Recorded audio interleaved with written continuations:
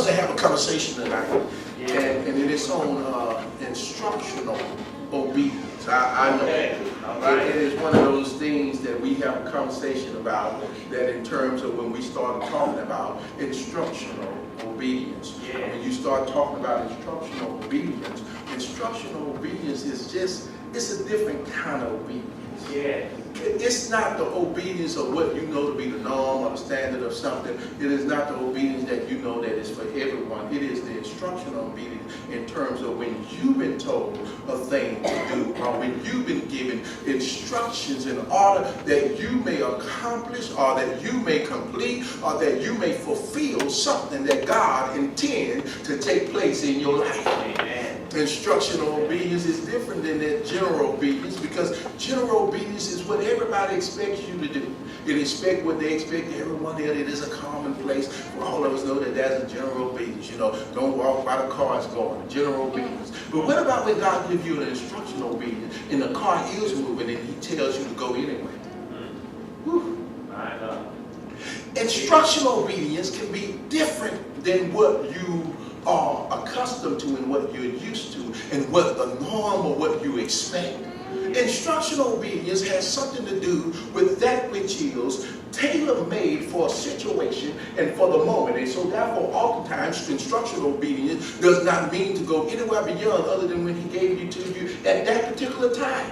And when He gave it to you at that particular time, He doesn't intend for you to perpetuate it or take it to another place and use it in another place, or to give it to someone else. Because what He's telling you, He may not be telling someone else. What He's telling you now, He may not be telling you later. And so you and I must learn that instructional obedience is for my now moment. Yes, sir. It's for my now moment. And many of us struggle in terms of following instructions because we struggle with the fact of what we're going to do with it beyond this. Or the fact that we don't want to do it in our now because it makes it uncomfortable, or either it takes me out of my norm, or it doesn't allow me to continue to do what I was doing. And so when you get to instructional obedience, then it's that thing that says to you, you can't do what everyone else is doing, you can't do it like everyone else, or you can't do what is normal or natural. Instructional obedience tells you to do a thing according to what is seen by a divine eye and a divine mind that already knows your tomorrow, which already knows the next step, your next step, but also the next step of everyone else. Whew. Let me find a scripture reference. Let's go to Exodus chapter 17. And then find Numbers chapter 20. While you're going there, let me give you some background. It is Moses who are leading the children of Israel. He's led them out of Egypt according to divine providence and divine power. He has led them. God has established a proven track record that if you listen to me, then I will do great and wonderful things. If you listen to me, I will rescue you from the places that you didn't think that you could get out of. If you listen to me, I'll take you out of slavery and I'll make you free. If you listen to me, I'll cause you to be broke in the land, but when you get ready to leave the land, everybody will give you so much to where you are ushering have money, so much that you can make a golden calf and still have some left over, so much that you can leave that slave without anything, and yet you can bring a tithes and offering, and yet in the wilderness where you didn't have jobs, in the wilderness where you didn't grow anything. But one time Moses raised an offering, and Moses said, bring no more, you brought too much. And you start asking yourself, how do they do it? Because when you and I realize instructional obedience will get you stuff that work can't get you, hustle can't get you, mama can't get you, daddy can't get you. Instructional obedience, because remember the way they received what they had, because God said to them, before you leave out, I want you to borrow something from all your neighbors and ask them to give you something. And those neighbors were so ready for them to go because the divine hand of God had acted on their behalf. So when they was just giving them a whole lot, take this, just go. Amen. And so when they left with plenty. Hallelujah. When they left, God paid them for all the stuff, all the years that they worked, and they had something. And so they was walking around in the wilderness. They wasn't broke in the wilderness. How do you know they wasn't broke in the wilderness? You tell me somebody else can make a golden calf that's broke. How do you know they wasn't broke in the wilderness? You tell me someone else can give an offering, a 10% of their offering, and Moses said, don't bring no more. My God. Right. Hallelujah. But they received it based upon instructional obedience. Yeah. And you and I, this is one of the things, this is for me probably more than for anyone. And that is, Pastor, learn how to operate in instructional obedience. Okay. When it don't make sense, operate in instructional obedience.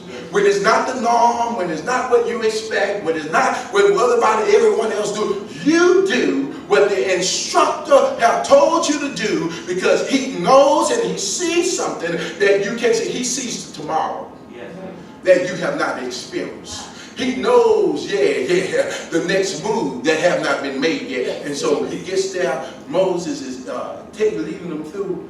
I believe there's somewhere right now when they're moving at Meribah and somewhere about Massah, and Moses is bringing them through, and they don't have water.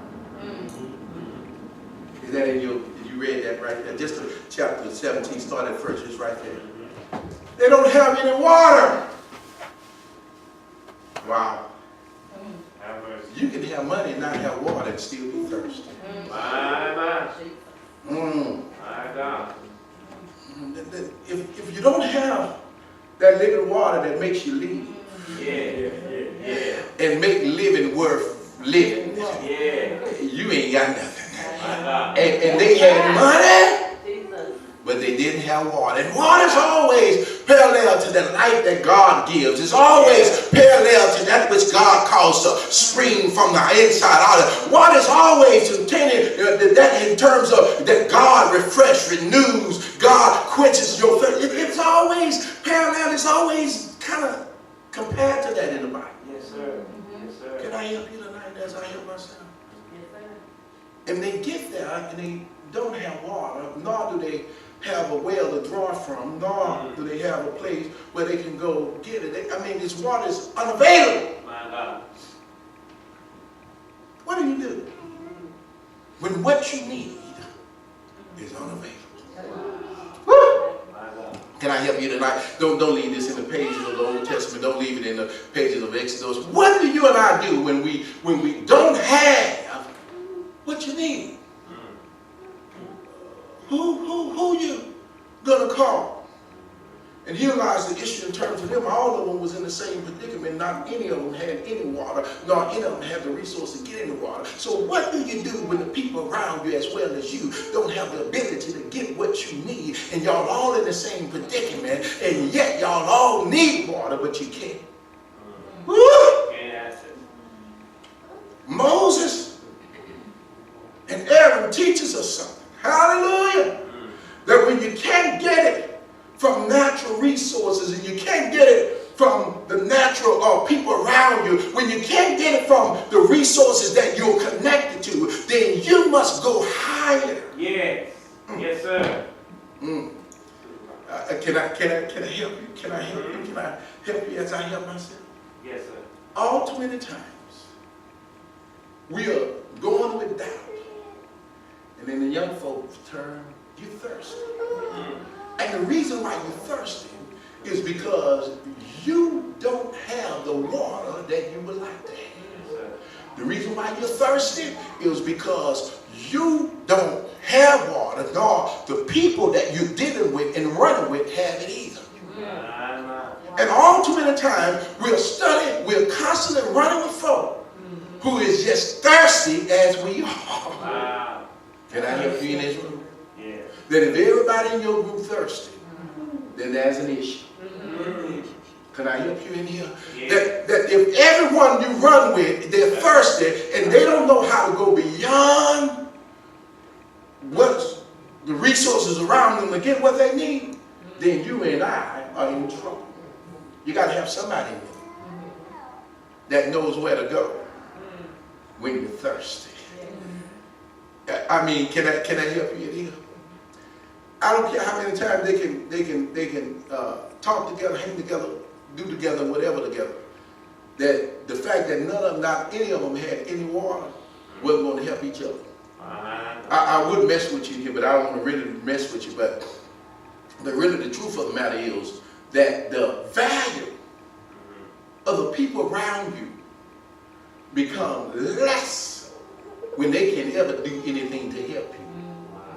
Somebody, should I do this in terms of this? Because I know really people in here, they'll start talking about, well, Pastor, you trying to make, no, the truth of the matter is, if everyone around you can't help you, then you got to start evaluating what kind of folk that you have around you. Amen. And why is it that you spend so much time with folk who can't help you and no time with people who can? Wow.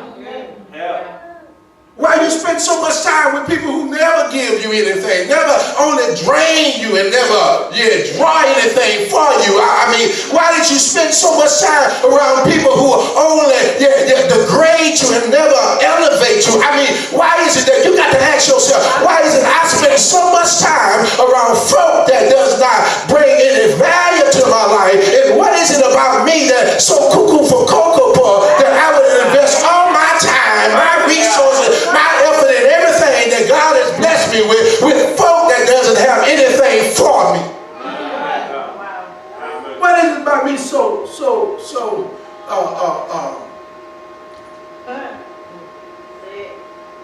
troublesome?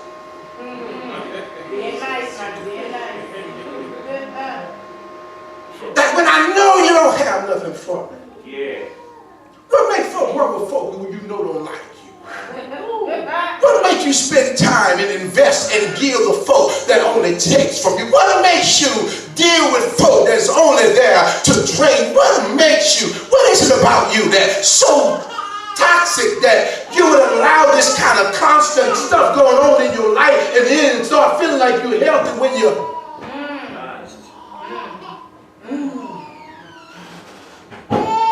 wow.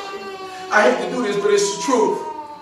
At the end of the King of Pop life, he had to pay for the crowd to come celebrate him because they really no longer had anything. And the evidence of the fact that when you watch it, and it's good to talk about this because you try to ask yourself, how is it that somebody can be so accomplished? How is it that somebody can be at some point in such a demand? How is it that somebody who have made millions, if not billions, how is it that somebody that had crowds? And every night, just to get rest, he needed something to help him cope with the reality of where he lived and who people really were. Such a tragedy. But all of us do it on our own scale, at the same place, at the same level. Can I help you tonight? They was thirsty. And they didn't know where to draw or where to go. Yes. And here lies it is, and I'm here. If somebody say you're trying to validate the man of God in the human experience, you're right. Yes. And I make no apology. That all too many times we have minimized God's leader that he has sent to help you. Quench the thirst that you cannot satisfy, that your mama can't satisfy, that your daddy can't satisfy, that your friends can't satisfy, that your money can't satisfy, that your degrees and your accomplishment can't. He sent someone along to be able to help you get what you can't get on your own. And he's always have designated that person as one who represents him in the earth realm. Yeah. Some of us still thirsty. And you'll continue to be thirsty as long as you don't value the man or woman of God that God has assigned to your soul. Amen. You notice I didn't say the one you picked. Notice I didn't say the one you like. I said the one he has assigned. Amen.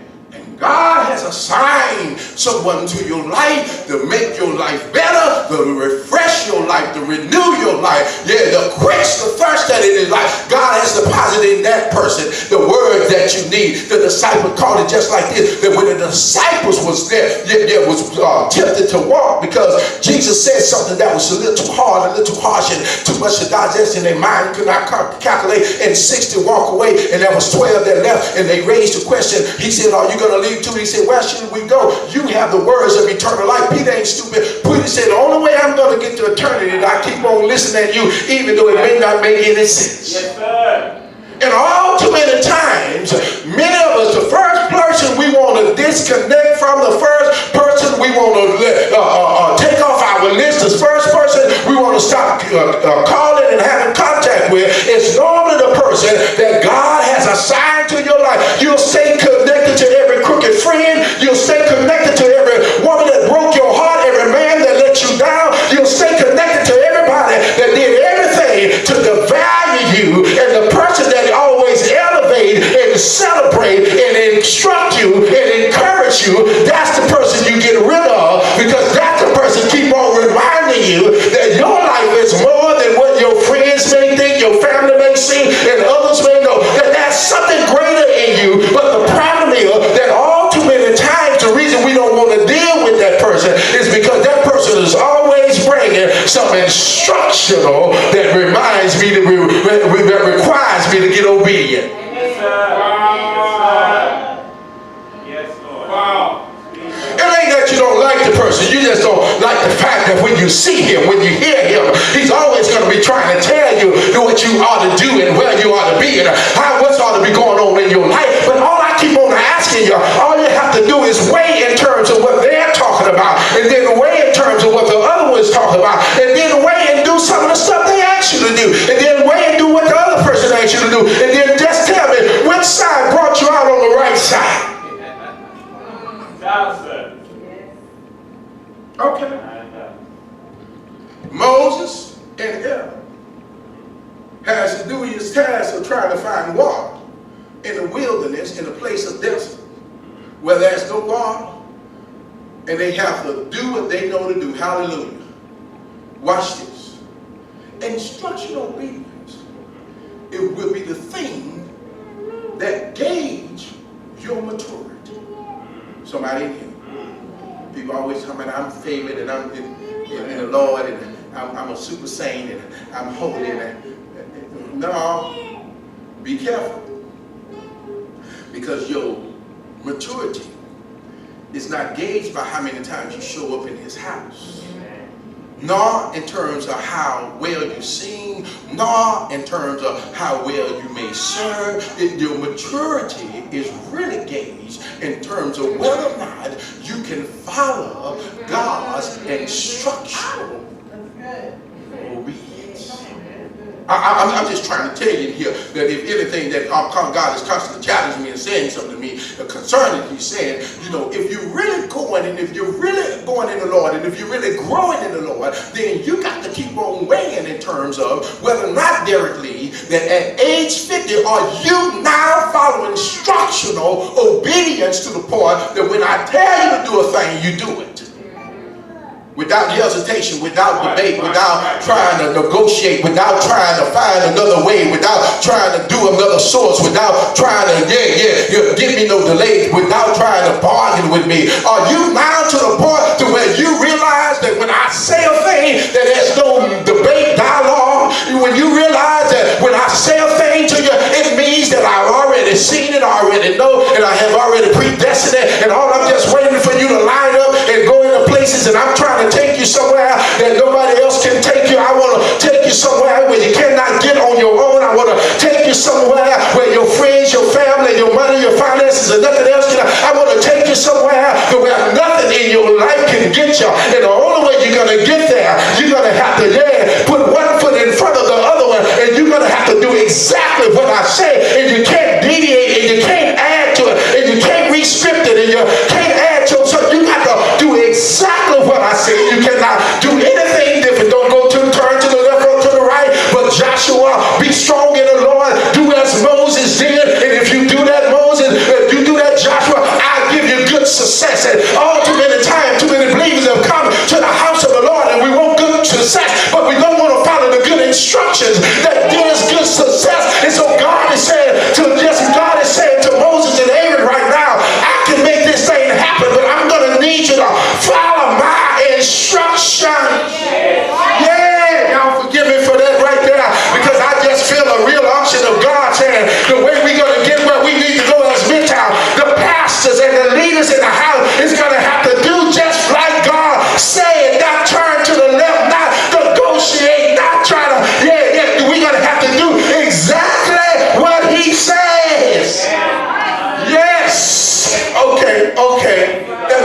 one more time, because there are some in here that still think instructional obedience is about my daily.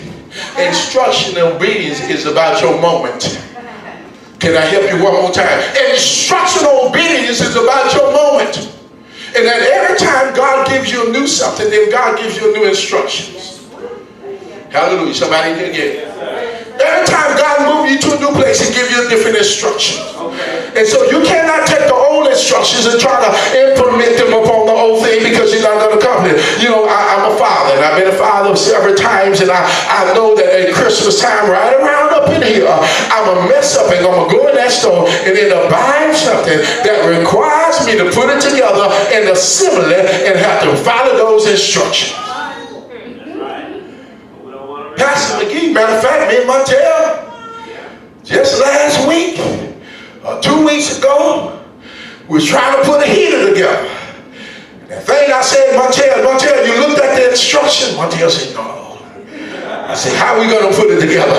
Watch this right here. I helped him out. I told Montel, I said, if we don't want to do the written instruction, then there's some picture instruction. And there's some people in this room saying, Pastor, I don't like written instructions, but I follow picture instruction. And nevertheless, it is instructions. And so we started looking for the picture instruction. I said, Montel, find the picture instructions. Because the long litany of what was on the written instruction, we didn't want to read through all of that. We were trying to get heat in the room. And so we had told ourselves, I told him, I said, well, normally they got some picture instruction. Turn the box over. Look over here. Look over there. Let's see, can we find these? Why? Because I understood at this point in my life that if I don't have the patience to follow written instruction, then I must have the mindset to at least find me some picture instruction. And all too many times, too many of us in here ain't got enough sense yet to figure out that if I don't like written instruction, then I need to find picture instruction. Find somebody else that already know the instruction and they're doing the same thing. And if you follow the Paul said, follow me as I follow. Yeah. I didn't mean to do that. I did. Watch it. Moses, God says to Moses, I want to test my people. If you and I can ever understand that God is always testing us, not so He can know where you are, but so that you can know where you are. See, God already knew that they was already caught up in the moment of the miracles. They already knew that they was caught up in the movement of the meals. He already knew that they was caught up by the movement of the cloud and movement of the night, of fire by night. He already knew they was caught up in terms of what He was doing. He was caught up, and they began to believe what He was producing was actually who they were and what they was about. And so therefore, they have taken the move in the miracles of God and they have attached it to their character and made it as if they was great when really He was great. He has made it as if they had it going on when He had it going on. And now they have tried the things that God was doing as if it was about them, and it really wasn't about them. It was about Him and His glory. It really wasn't about them, but it was about Him proving that He'll be faithful to the unfaithful. He'll give their peace to those that it was about Him, and they thought it was about them. And so therefore they begin to believe their purpose. How do you know, Pastor? Because the text says no matter how much God done for them, they was mumbling and complaining, and they missed the fact that God was faithful. And if they knew He was faithful, they wouldn't have been complaining. If they knew He was faithful, they wouldn't have been there. I know it. Yeah. God knows when you know who He is. God knows when you describe what He's done for you, and the door that He's opened, and the way that He made it, the confidence He allowed you to have. When you thought it was about you, well, it really was about Him, because God knows that you'll complain about Him versus complaining about you. They should have told themselves, we should still be in this wilderness. This is a couple of days journey, but it's taken us 40 years to get out of it. And if we had left when God wanted us to leave, then we would still be looking for water. We would be in the land of milk and honey. We would be in the land of plenty if we would have followed instructional obedience. But when Moses went up to get the law so he could teach us how to live in a new land, we had already made a new Lord. Wow. And anytime you get a new law, put you on delay from the new land. Because God will not let you take a new law in the land that he's blessing you with. God will not let you take a new law in the place that he prepared for you. Because God don't want you to mistake it and thinking that you arrived there based upon your new law. You got there because he made a way, because he opened the door, because he, you go ahead and think you're going. And God will hold you at the door. He'll let you look at it and won't let you have it. Go ahead and think you're going in, and God will let you reach for it and you'll never grab it. Go ahead and think you're going in. God will let you peep at it, but you'll never see it. That's good. Yeah. He says to Moses, I need to test them so that they can understand that they are not ready for the land. My God, my God. I need to test them so they can understand that them going in the land has nothing to do with him, but has everything to do with what I promised. Yeah.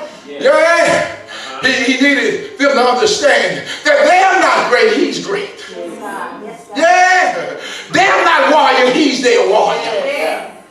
Yeah, they're not the way maker, he's the way maker. And so God allowed them to get in a place where they could help themselves and nobody around them could help them. And the only thing they can do is call on him. Don't you make God get you in that place to where nobody can help you. Mama can't help you, daddy can't help you, friends can't help you, money can't help you.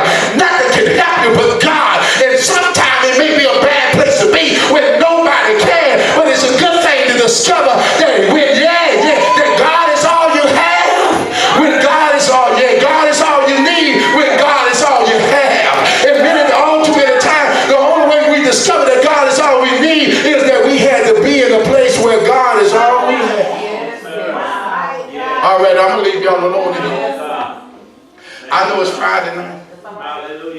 I shouldn't be pushing this issue. But there's something in it that reminds me that you won't mature and you won't maturate until you start following instructional obedience. Until you grow in it. He says to Moses, Moses, I want you to speak to the rock. No, he says, Moses, I want you to strike the rock. And you need to get it. Y'all need to catch this right here.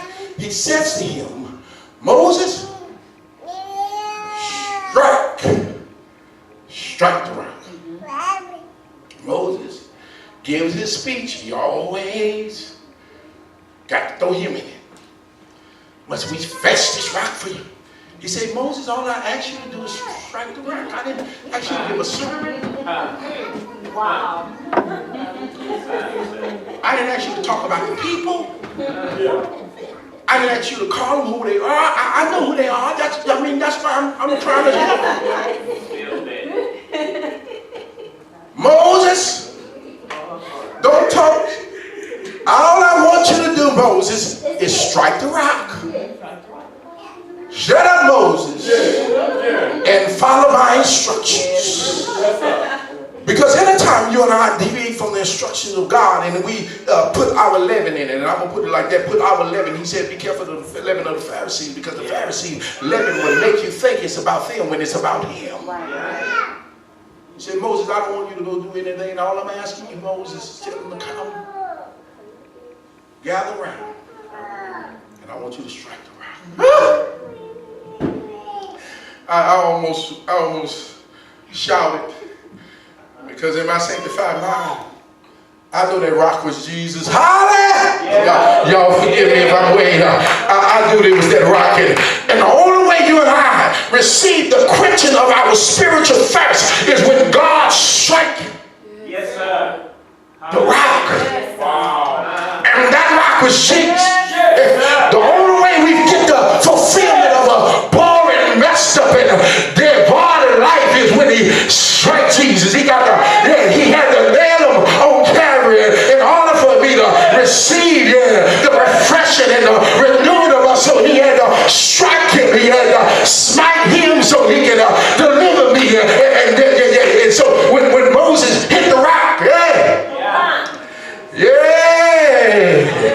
boy, you know that'll make a good old preacher just go ahead and run that thing right up and down.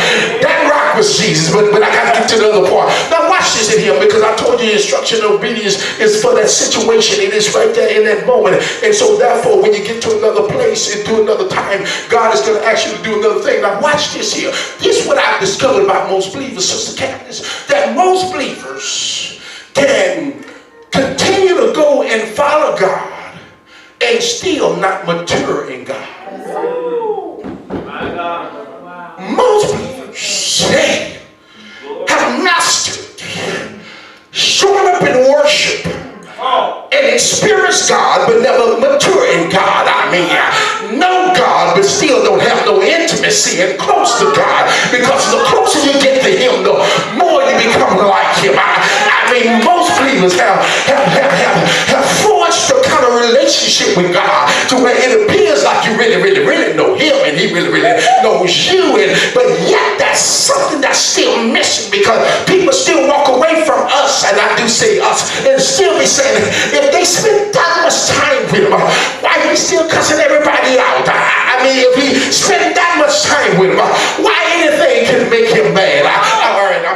Okay, I'm not talking about you, and I didn't choose to talk about your stuff. I'm in my own stuff right here, so nobody can say, Pastor, pick it. I pick at my own stuff. If he's so close to God, why doesn't he get agitated by the stuff that should agitate him? He's so close to God, why he worry about money and how to get? I mean, if he's so close to him, don't he should be as close as he should be to God? He shouldn't be worried about anything. He should be like John the Baptist. I run around here with camel hair and locusts and all. Why, honey, as long as I'm preaching Jesus, I'm satisfied. Yes, sir. Yes, sir. How we manage to spend so much time with Him and still not maturate or mature in Him. I'm about to leave you. I'm going to leave you alone. I'm going to leave you alone right here. You get to Numbers. In chapter 20, Moses and the same people, but they're not in the same place. They managed to move from where they were. They're in another location. They're in a different place. They're now in Kadesh. They've moved. They made progress. They've not where they used to be. They're in a new place. New scenery. Babies that have been born. Yeah. Folk that got old and older. I mean, life didn't happen. And yet they're still at the same place when they get the instructional obedience that they were when they was in Meribah. They've moved, but they have not matured. Got a building, ain't paying rent no more. Stop by and saw a doc this week where we used to pay lease. So in the building now, our name is on property now, but the question is, how much have Midtown matured even though they have moved? Pastor, where are you since we moved? Pastor, where are you since we've journeyed? Pastor, where are you? Is you even more mature? Do you understand instructional obedience? Because you remember, instructional obedience got you here. Oh, yeah, you heard it. And I was on the phone line, on the prayer line with my bishop when one of the pastors was getting ready to retire and shut down the church. And God told me to say to Pastor John, where's your building? But I didn't want to do it. But God told me to say it. And I was like, God, I don't want to seem like I'm exploiting his situation or his circumstance. I know brother's shutting down, and I don't want to seem like I'm some kind of predator preying on his situation. And so I wouldn't say anything. And we ended up going to a funeral, the Brother Johnson funeral, and then Brother Johnson funeral. I didn't even know Pastor John knew Brother Johnson, but he ran up to me, shook my hand, and said, Pastor Lee, man, it's good to see you. And I said, man, listen here. And it had to be God, because I was getting ready to go to my car. I didn't even see him in the church service. It was that many people there. I didn't even see him in the church service. And even though he sat with the preachers, I sat on one side of the preacher. We still didn't see each other, and I was getting ready to leave out. And Pastor John stopped me and he said, Pastor Lee, man, what's going on? I was meaning to say, holler at you. I said, man, I'm so glad you did, because God had told me a couple of weeks ago that when we was on the prayer line, that asked you about your bill. He said, come on, Pastor, I'll take you over there right now.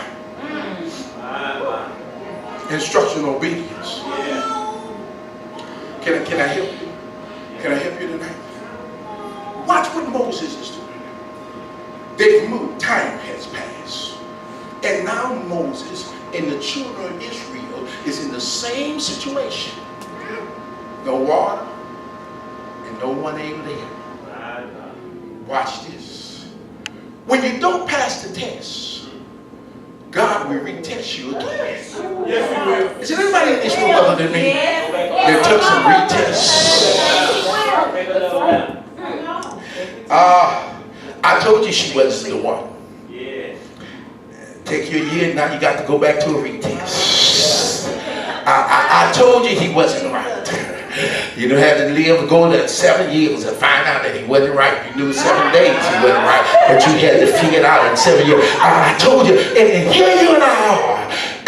After they messed up, we done got married. After they messed up, we done been through divorce, and we still ain't figured out yet that when God tell you to take your hands off of something, don't touch it, don't come near, don't negotiate it, don't debate it, don't dialogue it. Do exactly what God says for you to do. When God tell you to walk away, walk away. When God tell you don't have nothing to do with him, don't have nothing to do with him. When God tell him it ain't for you, it ain't for you. When God tell you, you do exactly what he says, or you gonna have a retest over and over again. God don't care nothing about the fact that you gotta go through 10 divorces to figure out that you got to get the right one. You gotta let you walk through all 10. And even though your friends be talking, God said, but if you keep on trying to take the test, I'm going to get in there. If you don't pass the test, I'm going to keep giving you the test. And when you finally get the test, then you shout and give me praise. Amen. But God will never give up on what he promised to bless. See, that was for somebody that had been through a couple of rounds, and you had a couple of fights, and you had a couple of fallouts, and it just feels like it's not going to work. And God says to you, listen, it may appear like that, but if you keep on until you pass the test, I ain't going to change my mind about blessing you. I'm going to change my mind about making a way from. I'm not going to. And here Moses and the children of Israel years later, in a different place. People been added, people that died, and they're in a different place. But it's the same test. Woo! But can somebody in this room agree with me? That oftentimes when God tests you the same way, he normally tweak the test. It ain't a retest, it's a tweak test. Is there anybody in here that when God retests you, he tweaks the test? Oh, nobody in here. He gives you the same test, but he tweaks the test to make sure that you're passing part of the. Because God don't intend for the same. Somebody help her get out. God does not intend for the same. He tweaks the instructions. He tweaks the test to make sure you're paying attention. He tweaks the test to make sure that you're ready to do what he asks you to do. He would tweak the test. He says to Moses, Moses, once again, they need water. And they don't have nowhere to find it. And you know and they know now. I'm the only one that has been able to feed them in places where others couldn't get nothing to them. I'm the only one that's been able to provide for them when nothing else could help them. I'm the only one that has been able to sustain them with the same clothes for 20 years. I'm the only one that's been able to sustain their shoes even though they was on rough terrain in the wilderness. They walked around with shoes for 20-something years, same clothes 20-something years. They didn't wear out because God preserved them. I'm the only one, Moses, that will let them even though they were rebellious. I'm the only one, Moses, that will be patient with them even though they ain't patient with me. I'm the only one, Moses, that will tolerate them, Moses, because you, Moses, would get tired of them. I know you have been advocating for them and talking about God have mercy on them and that. But now, Moses, it's your time, Moses. I want you to see whether or not you're willing to give them as much mercy as I'm willing to give you. Because some delusion in some pastor's mind is that you can out-mercy God and you can out-grace God and you can out-love God and you trying to prove a fact. And the reason why I know that you think you can, because when God tells you to do something towards a person, that he says that if God said touch it not, he means don't touch it not. Because you can't out-mercy God. You can't not out-grace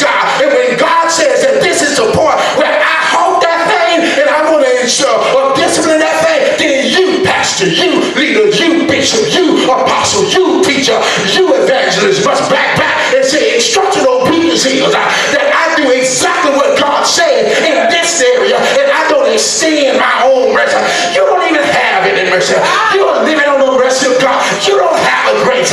You're under his grace. You don't have forgiveness. You're just a recipient of some forgiveness. You can't extend beyond what the word of God said. If the word of God said, touch not. If the word of God said, don't let it be allowed to come among you. If the word of God said, don't you do these things, then you can't establish your own grace. You cannot establish your own mercy. You cannot establish your own way. It's God's way or no way at all. Hallelujah. Yeah. Can I help you in any way? Man, I help myself. Yes, sir. Because all too many times God said, no, we be talking about, well, nothing. Yes, Lord. Yeah. Because when God said, this is the place I get off, I say to God, I get off too. Yeah. Because I have nothing to sustain me nor anyone else after you. And watch this. Hey, God says to Moses, Moses, I'm about to give you this test again. And I'm about to give them the test again. You already know they already flunked the test because they're complaining and they're whining. And they're talking about they drunk up all the water from the last time. They got Janet Jackson issues. What have you done for me lately? They run around here. I'm thirsty again. That was 2 years ago. That was 2 weeks ago, God. That was last week. God, I need something now. And God said, cool. But I want to know, can you pass the test? And he says to Moses, he said, Moses, this time, don't strike the rock. Speak to the rock. Then the first time he said, Moses, strike the rock. But Moses wanted to talk and strike.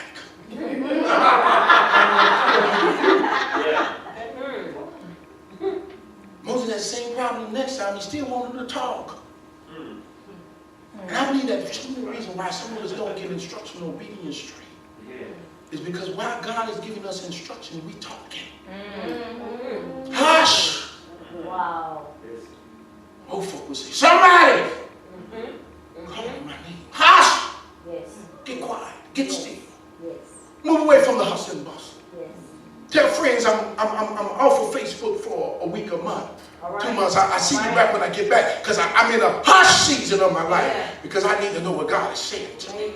I need to know where God is carrying me. I need to know where God is directing me. I need to know where God is leading me. I need to know where God is feeding me. I need to know where God is about to bless me. I need to know where God is about to change me.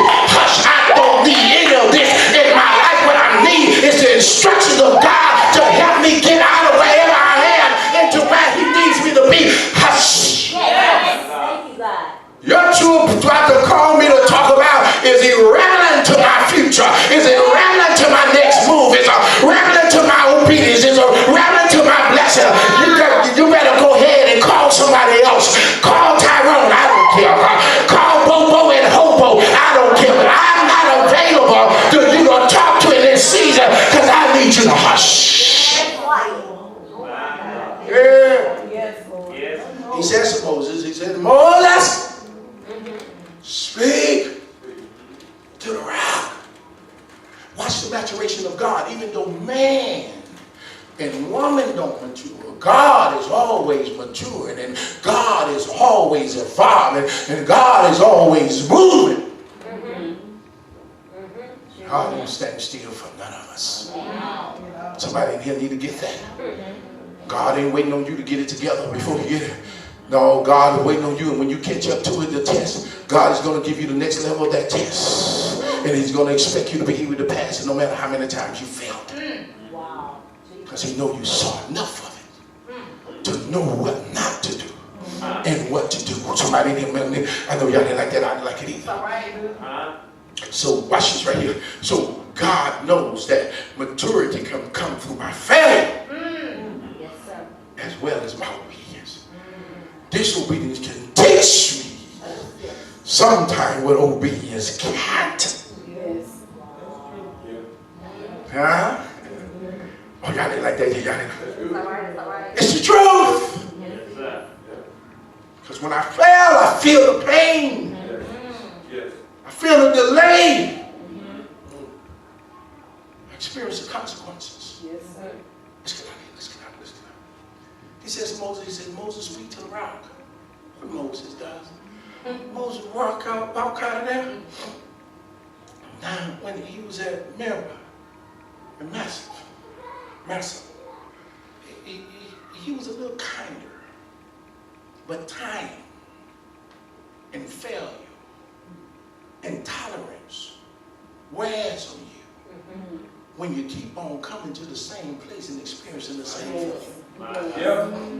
Yes, sir. Yes, sir. Now Moses is frustrated. He have not gone into the promised land. And what should have been a day's journey is now taken 40 years to even get near. Is anybody in here? I want to be honest. Are you tired? Not of other people, but tired of yourself for not following what God told you to do. It ain't their fault. But your destiny ain't tied to somebody else. Yours is tied based upon what you would do. I mess you up in this room because all too many times, the only reason they don't get in is because of the leader that is leading them. Oh, okay, y'all don't want me to do this? Okay, I'm not putting the blame on Moses, but I'm saying because Moses tolerated the people, that God was no longer tolerating. Somebody in here, y'all get it? Yeah. Moses, God told him, bring them to the edge of the mountain. Yeah. And I got something for him, Moses. You worried about folk, I make folk every day. Yeah. And if you don't believe me, go to the baby ward and see them. I'm dropping babies, not even the baby ward, they dropping them on the way to the hospital. I can make some babies, don't worry about that, Moses. The problem is we get worried about folk. God said, I produce them every day. But this group right here that don't want to get it, Moses, I want you to bring them to the mountain. And since they say they don't want to hear your instruction and don't want to talk to you, Moses, let them talk to me, Moses. Bring them, Moses. I want them to come. Tell them, come on. God, please don't kill them all. He killed enough of them for them to know I don't want God to talk to me no more. All right. Yes. I'm always amazed at these folk who talk about, I talk to God for myself. Cool. Yeah. I wonder when the last time you talked to him. My God. And what was the outcome? Huh. I want to minimize you in terms of the man of God, and all you need one. Amen. You need to be in church all day. Some of you don't ever need to leave. With your issues and your problems, you ought to beg the pastor to be in the house. And you try to get out of the house only to walk into some hell and some foolishness. You better say. It ain't better because you're rushing out of his presence to get in the presence of foolishness. Yes, sir. Ain't nothing changing in your life because you're running from God and you're running to the very thing that's destroying your life. Running with folk ain't got nothing for you. When God got everything for you. And they only show up when they see God doing something with you. Don't play. I don't even play. That's right. I've learned. I'd be like, I got this thing. I know you only showed up. Where were you? When we was going through. I got, You thought I was going to die, but I didn't. You thought I was going to fail, but I didn't. Wow. You thought I couldn't make it with you, but I did. Yes. You thought I wasn't going to overcome, but I overcame. You thought I wasn't going to get there. We went better in spite of what you thought and how you feel and what you tried. I'm safer. Yes. Thank you, God. I ain't scared. Watch this right here, Moses. He says to Moses, speak to the right.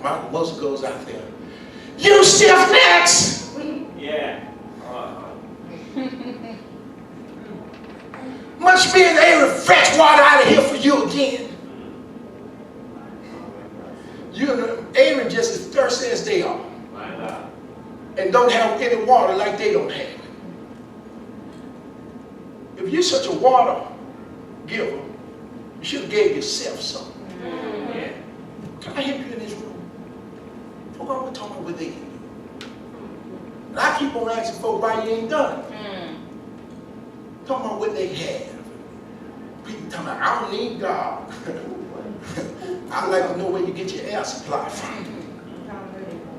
I'd like to know where your sun is. My God. Where your water? Where your sky? Yeah. I'm talking about when you don't need God. You need everything God has provided for you. You're just too ignorant to say that you do. Yes. And I said it just like that too. And Pastor, that's offensive. Some folk need to be offended when they act offensive towards God. You ain't stupid. You know you didn't wake yourself up this morning. Right. You ain't crazy. You know you don't control the sun, the moon, or the star. You ain't crazy. You know the very ground that you're walking on was there before you got on it. Yes, sir. Moses speak to him. And I said this, and I'm doing it. The reason why the folk couldn't mature, because Moses couldn't mature. Wow. We're going to 2019. And the challenge to me as pastor is, Pastor, will you mature so the people in Midtown can mature? Will you do instructional obedience? Look stupid so that people can understand that sometimes you got to look stupid to get the will of God done. Be offended by some so that you can please the one that's going to be the door opener, the way maker that's going to change. And go ahead, be ashamed so that he can be glorified. Look like you're lost and you don't know where you're going, so that they can understand that you have one that leads you. Hallelujah.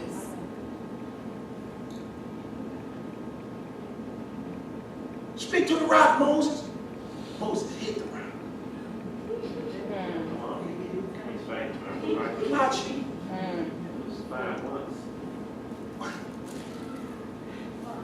I thank you, Pastor. That's already been done. Right. Uh-oh. Let me leave y'all alone.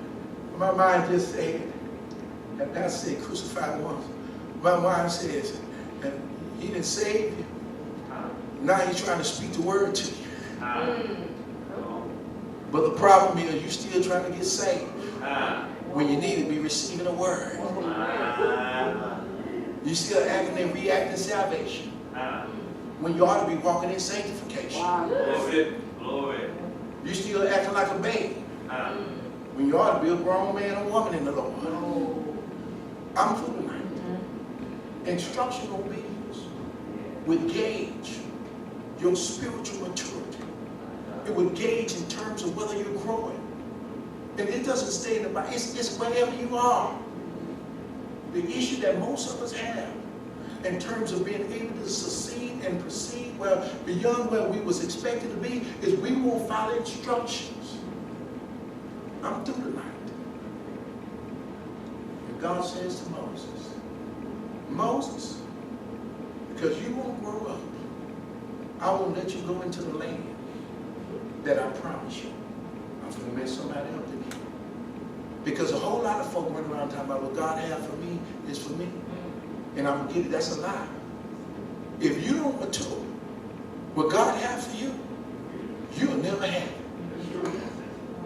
Because he's only going to give it to you when you're mature enough to have it. Amen. That's right.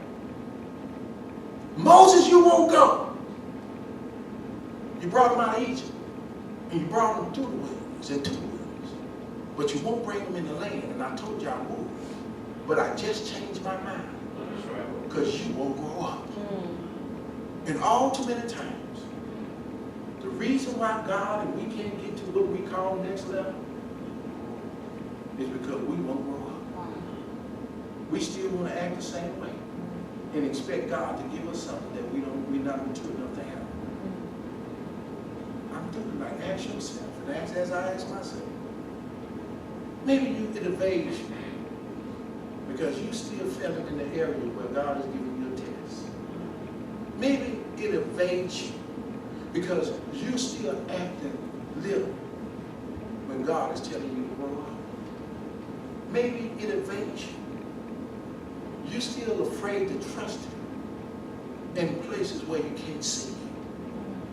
Maybe it evades you because you still think it's about monuments and money and material, when God says it's about the end of what you can't, it's the immaterial that you cannot see. It's the kingdom that I have that is invisible to human eyes. Maybe issue. Let's shut it down. But ask yourself, where are you tonight? Getting ready to prepare to go in 2018 with instructional obedience. We're about to have a 30-day trial of being able to get ready for 2018. For the next 30 days, you ought to tell yourself that wherever I see instructional obedience, I'm going to follow. So I can tweak my mind. My test is coming. God is going to come and see if I'm ready to go the next time. My test is coming, so I'm going to prepare for my test. And so when 2018 get here, I'm going to be ready. Because every time I get in instructional obedience somewhere, I'm going to follow. But then when I see the instruction next time, we're going to read them all. Do it take some time. Read it so we can get it right. Watch this, truth. We returned it. Because we didn't want to do the instructions. Then we returned it. Took it right on back.